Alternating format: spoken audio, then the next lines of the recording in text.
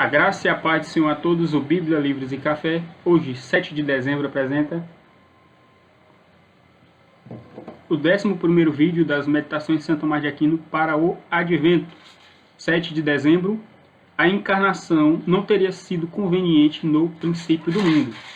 Ele começa citando Gálatas 4:4, mas quando chegou a plenitude do tempo, Deus enviou seu Filho. Então, essa plenitude do tempo significa que Deus enviou nosso Senhor Jesus Cristo na época mais conveniente possível. Então, como a gente viu no vídeo de ontem, 6 de dezembro, não era conveniente que Deus se encarnasse antes do pecado, antes que Adão e Eva tivessem comido do fruto.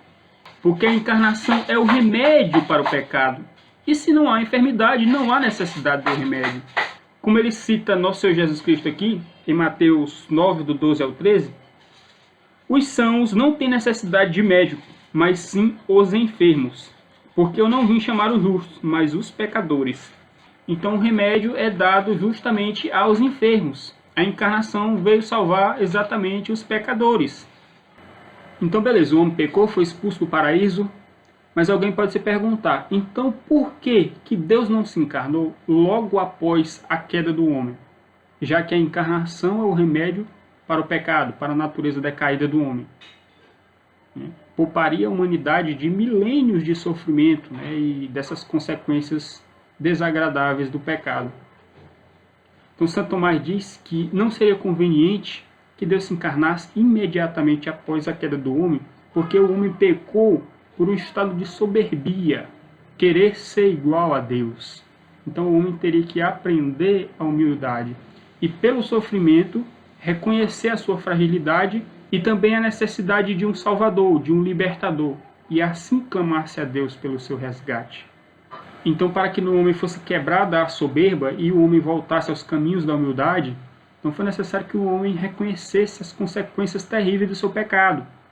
Então você imagina o homem que estava acostumado a lavrar a terra e a colher com certa facilidade, agora seu trabalho seria mais dificultoso, ele teria que lidar com ervas daninhas, e a mulher teria que sofrer terríveis dores de parto.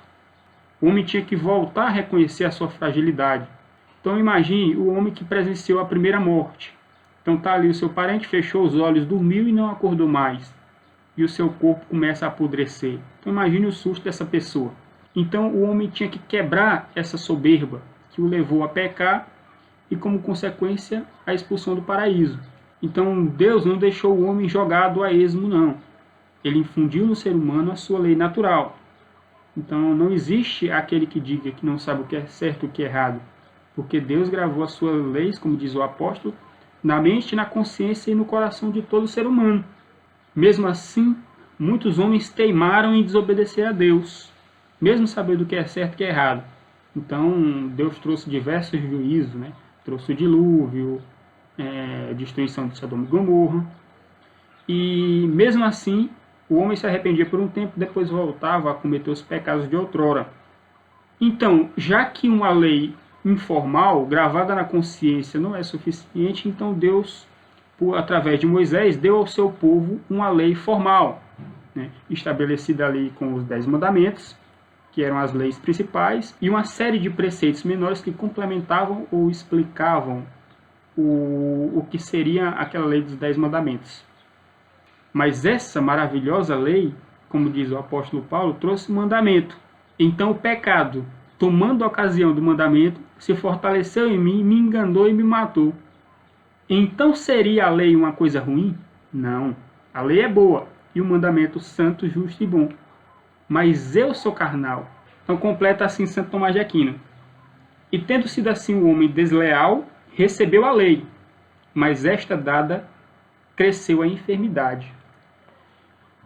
Então, para que o homem pudesse perceber a discrepância entre a santidade e a bondade da lei e a sua miserável natureza decaída, então a lei veio mostrar o quanto ele estava doente. E tomando consciência, o homem podia clamar por um remédio e por um médico que pudesse trazer salvação. Então a lei, que trouxe consigo o mandamento, e o pecado, que tomando a ocasião de um mandamento, me enganou e me matou, o apóstolo Paulo se desesperou e disse: quem me livrará do corpo desta morte?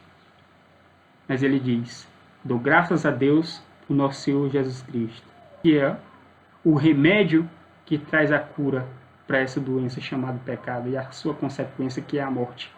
Então Santo Tomás de Aquino completa por fim, e por isto o Senhor não ofereceu desde o princípio ao gênero humano o remédio da encarnação, para que não desprezasse por soberba, pois antes não conhecia a sua enfermidade.